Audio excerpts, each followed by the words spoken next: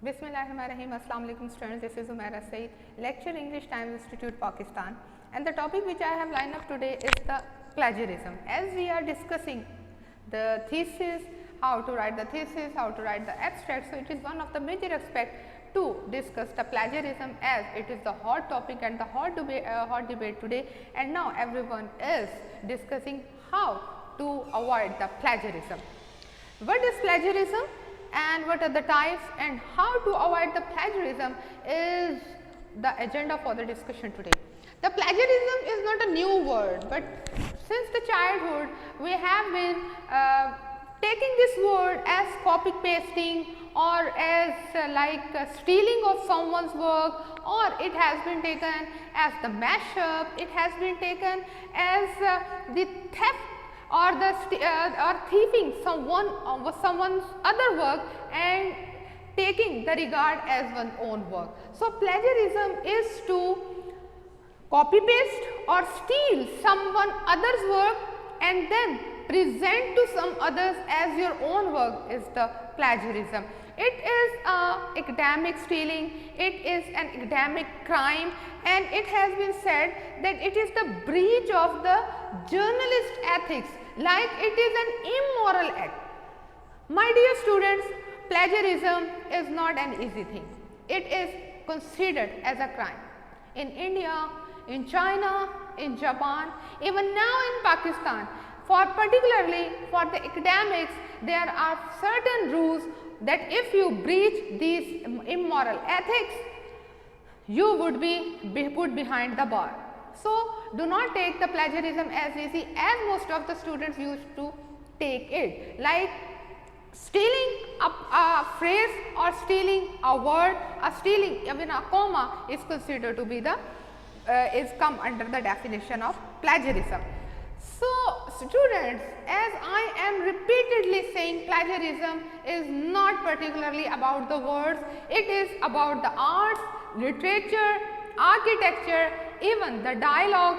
These all are come under the banner of plagiarism. If you are everyone, as you have written and you have it has been mentioned that every of the products and advertisement that this copyrights is reserved to this. So, what are the copyright? It means that we own this product, we own this, and now if someone will copy that, he will have to pay the debt or he will have to pay the big amount as a remuneration for the copying our content. So, this is the plagiarism as well. So, many of the people who used to copy the other person who used to copy the other person's dress or the dialogues, other person, even you are taking a single phrase from a book without the consent of the author, or without, if you are taking a scene without the consent of a director or the writer, then you will be you are breaching the journalist ethics, and you have to pay the, and you have not only have to pay, but you would face the music as well. So, counterfeiting is also another aspect of the plagiarism, because I have observed and I have even during the research process I have seen that many of the students so courageously, and I must say it considered to be a so valor act when you take the other person's work and you presenting to another. So, let me give you a very clear cut example that a few years back one of the student from the chemistry department, he come up with a kind of a research, and even this was same thing happened in the field of literature as well, that one of the student come up with the thesis, and when there was a plagiarism checker, and when the check it was the 90%, and it means that he totally copy pasted all the materials, like he just copy pasted the material from the other person's work and like write down his own name over the work of other and present it, and it was a crime, and he really paid the big amount for as a remuneration to the other party, because he didn't take the consent or permission even to for the single phrase. So, that is the plagiarism. So, I am not gonna scare you but it is a fact which you must know, that what is plagiarism. The plagiarism is very important in the thesis while writing the term paper, writing the publications for or writing the thesis. The plagiarism is considered to be the most important, will be the nightmare for every one of you, because the plagiarism percentage which is being given by the HEC is 15% to 17%. Like this 15 and 17% doesn't mean that you may copy paste the other person's work. Like if you are giving the references, quoting, if you are giving the quotation, or if you are copy pasting the facts from the other person's work, so it can be of the 15 to 17%. And it has been said by one of my mentor that for the literature student, it can be under the specifically for the literature student, under the supervision of their supervisor, it can be 30%, but it is once in a blue moon, or you may say very rare. Like you cannot have your own done while doing the research. So never be a line, you cannot be go for the 30%, but it is under the supervision of your supervisor. If he or she allows you, you may go to the 30%, otherwise the 15 and 17% are the more authentic, and be written on the HEC website that the plagiarism must be of the 17%. If you are the students of chemistry, BS, computer sciences or the DPT, your plagiarism percentage marker will be 15 to 17% when in the last semester you will write down your own dissertation. So let's discuss that what are the types of the plagiarism, like how many types of the plagiarism exist. Or when you research it on Google, you will find out so many types of the plagiarism, but I have sorted out on my experiences that these four are very much important. Number one is the direct, self, mosaic and the accidental. What is the self plagiarism? Self plagiarism means that while in your high school or in your college or in your graduation, if your teacher assigned you a term paper, or if you have done a kind of a publications, and if you submit the same publication or the same term paper to two of the teachers, or if you plagiarized your own work. So let me more brief.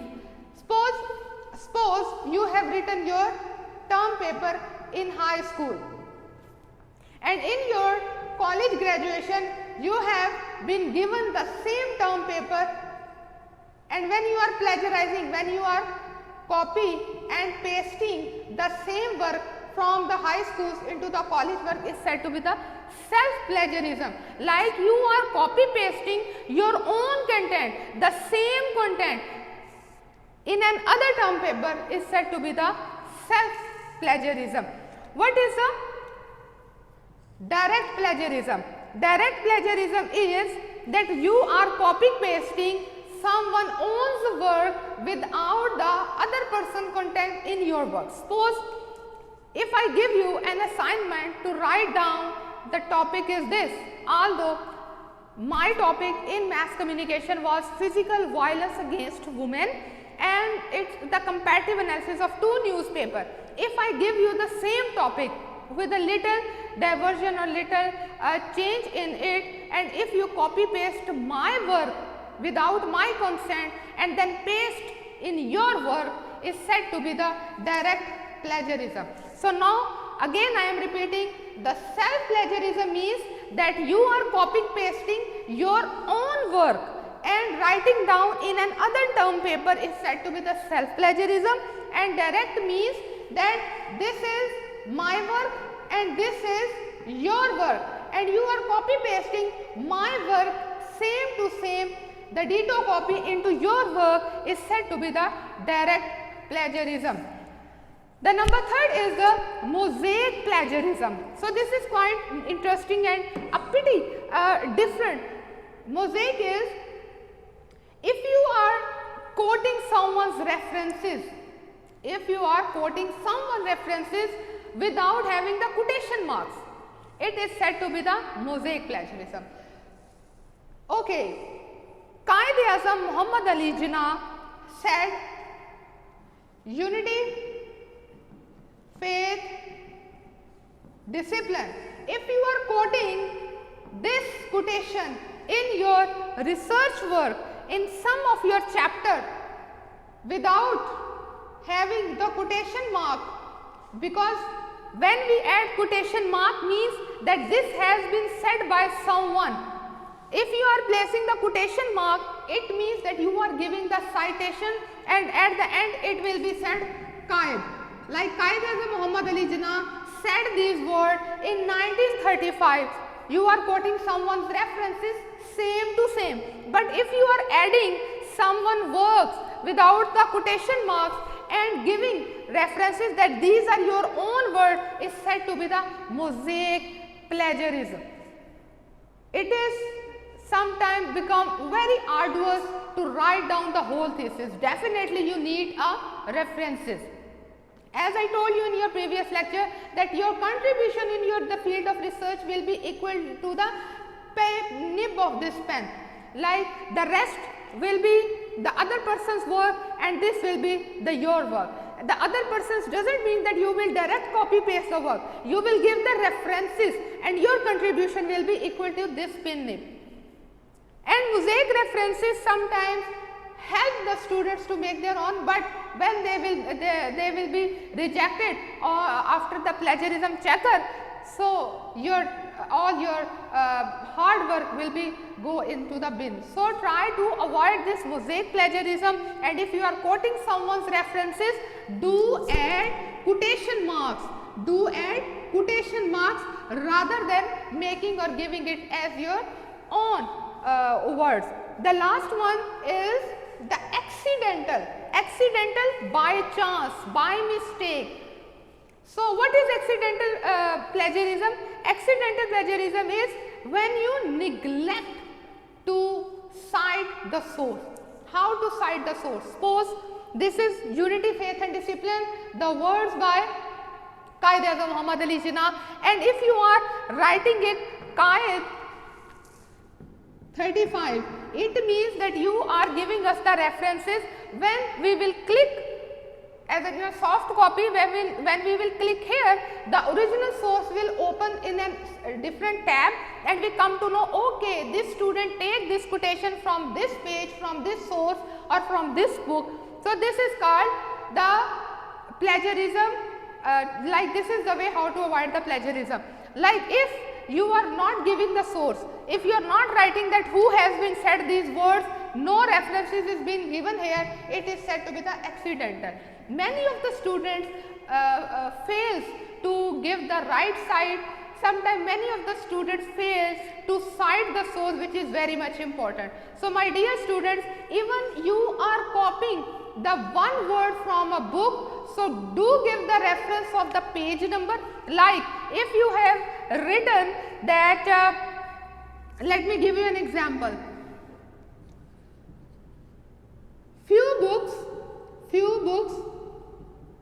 are to be swallowed. This is a reference number 1. The second is unheard melodies are more sweeter. Okay, now in your research paper you are adding these two references in your chapter number, maybe in one or maybe in your literature review you are adding these two references. If your references will be without any cite, the plagiarism will be added in that. But if you will mention here that this is from Bacon, colon 25, it means that these lines have been taken from the Francis Bacon Essay of Studies, page number 25. The second literature review option is unheard melodies are sweeter. If there will be no references, no citations, I found that you have written these your own words. But if you add Keats, Grecian Urn, page 5, it means that you have taken these two references from the John Keats poem Grecian Urn from the page number 5 of the book this. It is called the citation and it is available when you will write your thesis, term paper, publication, then you will come to know that how you may give the right citation. Citations are very important and they may help you to avoid your copy pasted work. So now the next is that how you may avoid the plagiarism. In the previous lecture, students, we discussed how to paraphrase.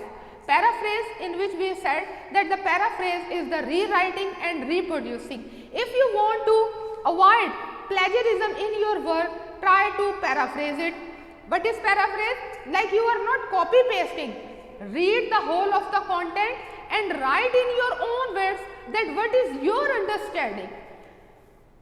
In the previous year, I was working on the transhumanism, on the novel by the Robert A. Heinlein, and I was working on the tragic pyramid in the Robert Heinlein Stranger in the Strange Land.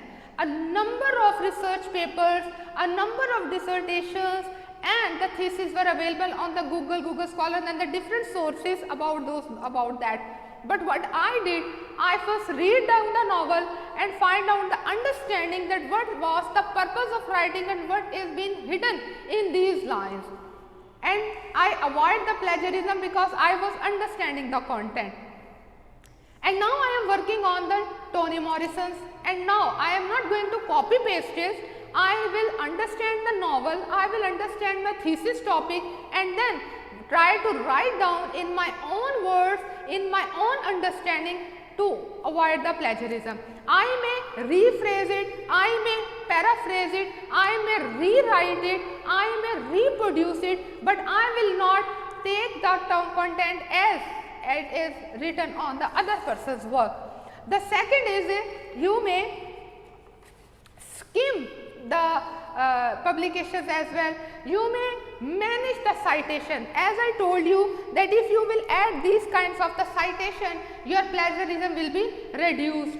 When you will go for writing the thesis or the term paper in your last semester about the chemistry, about your computer sciences, about your physiotherapy, you will choose a topic, you will search on it, you will write, you will study number of research papers, you will study the theses as well and find out the content. When you collect the data, you will rephrase that data, and then if you are taking a references from one thesis, from another research papers, then you will give out the references, and these citations will help you to make your thesis and research work more authentic. Where these citations have to be added in your literature review, like there are 5 chapters in a research work. So let me give you a little example that what are those chapters, 5 chapters, if I am not wrong. Like I am the student of literature, so my first chapter will be the introduction. My second chapter will be research methodology. My third chapter will be literature review. My fourth chapter will be analysis. My 5th chapter will be conclusion. In the introduction, the chapter of introduction, I will introduce about my thesis topic, about the author, about the novel or the topic which I have taken. In the research methodology, I will discuss the theoretical framework. I have taken my research questions and my objectives of research. If you have 2 objectives, your research questions will be 2. If your objectives are 3, then your research questions will be 3. And this is a very important technique, and none of the supervisor will tell you in physical as well. So this is very important point, note it down. The literature review, in this literature review, you will take the references, citations and quotations from the research papers which you will study with reference to your own thesis topic, and it is been said that if you are writing a thesis, you have to study the 25 research paper and 2 thesis minimum to make your research literature review more pompous and more authentic. Analysis means that now after giving the literature review, like this has been done in year this, and this author has been said this author have been said. In analysis, you will analyze your own work, that now in which angle you are looking at this topic, and at the end you will conclude by the literature review and analysis. You will not dichotomize, like you will go with a parallel review of your own work. You will give the parallel analysis, and later on at the end you will have to give the references from where you have taken all these things. So dear student, this was the topic for today, in which I try my level best to give you a little overview about the plagiarism, the types, how to overcome, and what are the main components of writing a thesis. I hope that you would have written all the points, and these lectures will help you a lot in making your dissertation more pompous, more authentic, and more weighty. Thank you so much. Come up with new lecture next week. Take care. Allah Hafiz.